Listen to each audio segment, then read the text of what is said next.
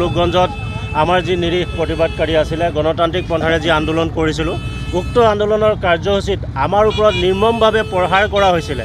মহিলা কিশোৰকে ধৰি বয়োবৃদ্ধলৈকে আমাক নিৰ্মম অত্যাচাৰ কৰি এতিয়াও হস্পিটেলত এডমিট হৈ থাকিব লগা অৱস্থাত আছে এই সাহস এই অধিকাৰ লীনা দলে SSP ডাঙৰীয়ানে ক'ত পালে ইমান মানে এটা তেখেতে দুচিন্তাৰে আমাৰ জনগোষ্ঠীটোক নিৰ্মূল কৰিম বুলি ভাবিছে এইটো কেতিয়াও সম্ভৱ নহ'ব কোচ ৰাজবংশী জনগোষ্ঠীয়ে সদায় গণতান্ত্ৰিক পন্থাৰে আন্দোলন কৰিছে আৰু নিজৰ প্ৰাপ্য অধিকাৰ প্ৰাপ্য মৰ্যাদা নোপোৱালৈকে গণতান্ত্ৰিক আন্দোলন অব্যাহত থাকিব তাৰ মাজত এনেকুৱা হাজাৰজন লীলাদলে আহিব হাজাৰজন লীলাদলে গুচি যাব কিন্তু কোচ ৰাজবংশী জনগোষ্ঠীৰ মাত কেতিয়াও স্তব্ধ কৰিব নোৱাৰিব ৰুদ্ধ কৰিব নোৱাৰিব এই সংগ্ৰাম নদী যেনেকৈ বৈ আছে ব্ৰহ্মপুত্ৰ যেনেকৈ বৈ গৈছে সেইদৰে আমাৰ সংগ্ৰাম অবিৰতভাৱে চলি যাব ইয়াত আমি কাৰো লগত কম্প্ৰমাইজ নকৰোঁ আৰু এটা কথা যদি লীনা দলে ডাঙৰীয়ানে ভাবিছে যে লাঠিৰ কোবত মাথা ফালিলেই কোচ ৰাজবংশী জনগোষ্ঠী শেষ হৈ যাব সেয়া তেতিয়াহ'লে তাইৰ আটাইতকৈ ডাঙৰ ভুল কাৰ বেকত থাকি তাইৰ বেক পিছত থাকি কোনে তাইক ইমান ক্ষমতাত মানে বলিয়া কৰি পেলাইছে যে তাই আমাৰ ওপৰত এইদৰে নিৰ্মম অত্যাচাৰ কৰিব সাহস কৰিব পাৰিছে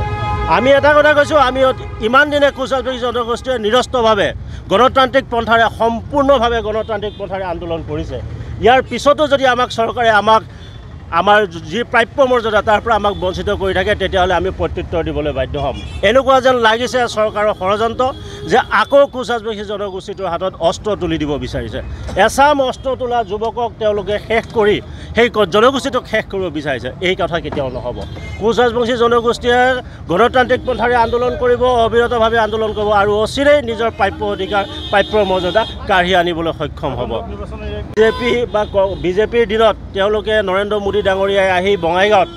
নিজ মুখে কৈ গৈছিল যিদিনাখনেই বিজেপি চৰকাৰ গঠন হ'ব তাৰ 6 মাহৰ ভিতৰত কোচ ৰাজবংশী জনগোষ্ঠীক জনজাতিকৰণৰ মৰ্যাদা দিয়া হ'ব কিন্তু ইয়াৰ পিছত 6 মাহ নহয় 10 বছৰ 15 বছৰ হ'বলৈ হ'ল কিন্তু আজিলৈকে জনগোষ্ঠীটোক কেতিয়াও প্ৰত্যেকজন কোচ ৰাজবংশী